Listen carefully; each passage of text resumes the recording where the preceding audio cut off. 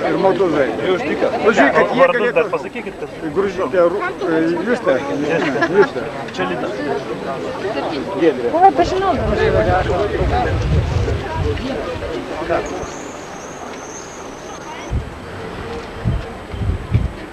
Henry, išlysk. Henry, išlysk. Henry, išlysk.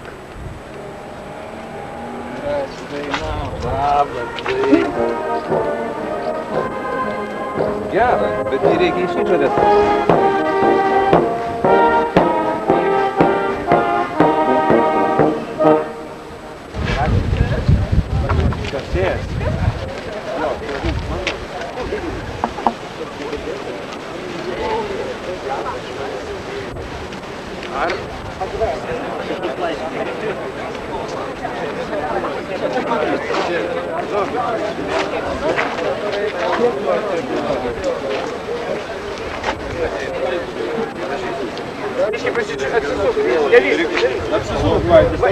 Jau.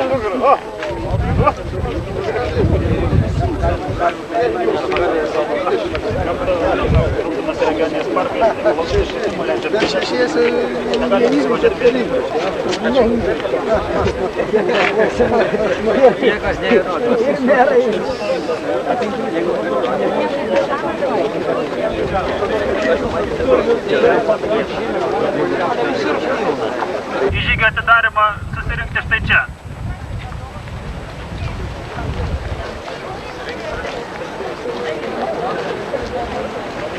Dėkoti Baltijos jūros apsaugai ir dviračių kaip ekologiškos neteršiančios oro transporto priemonės populiarinimui.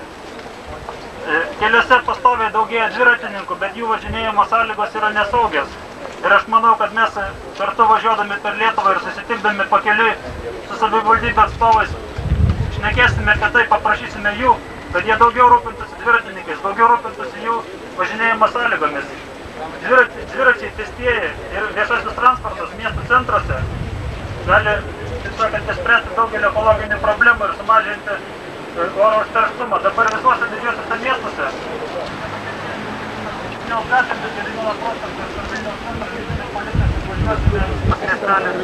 ir vakare Vakarone folklorinis koncertas ir vakaras paskaita apie ąžuolynus ir ąžuolus Lietuvoje.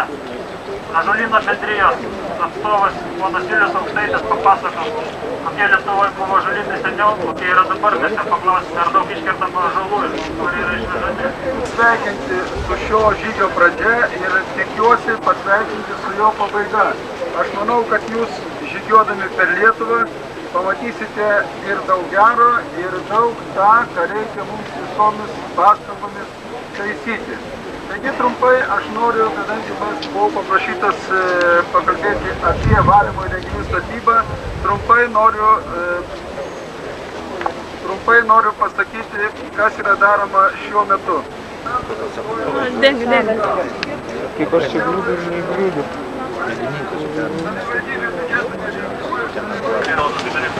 Išlaidas reikės anksčiau ar vėliau apmokėti.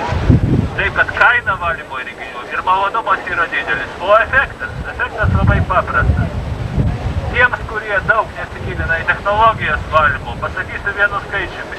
Kiekvieną dieną, kiekvieną parą Vilniaus mieste mes iš nutekamųjų vandenų vien su esamais mechaninio valymo įrenginiais išimame 100 tonų teršalų kasdien.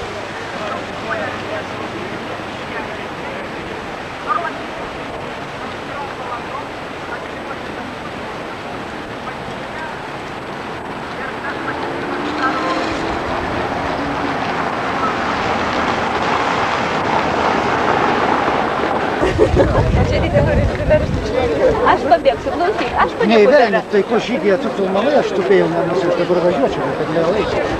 O kur tas orkestras šitai? Bet jai vis užkišama nugara.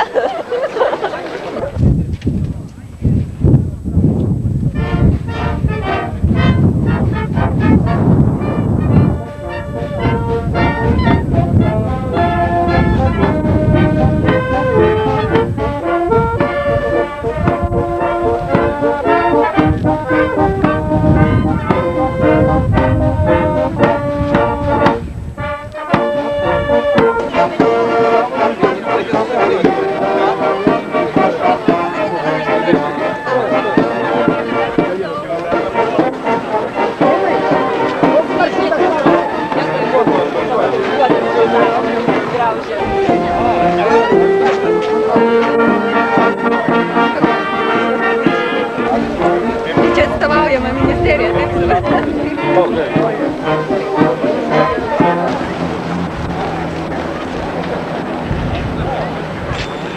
Reikės gal maršrutą atsakinėti ar ne?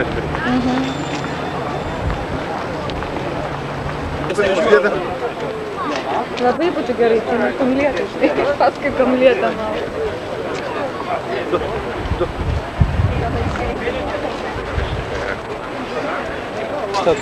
A tas telefonas skolino ar davė?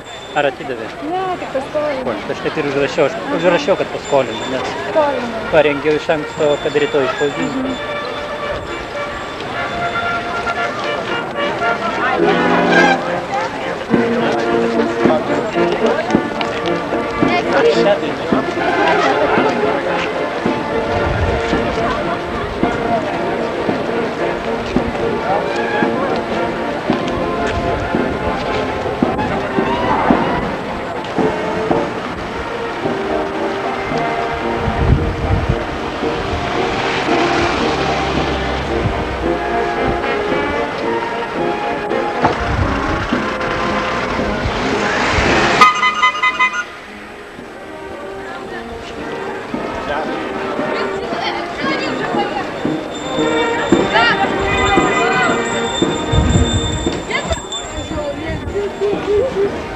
Ja, hat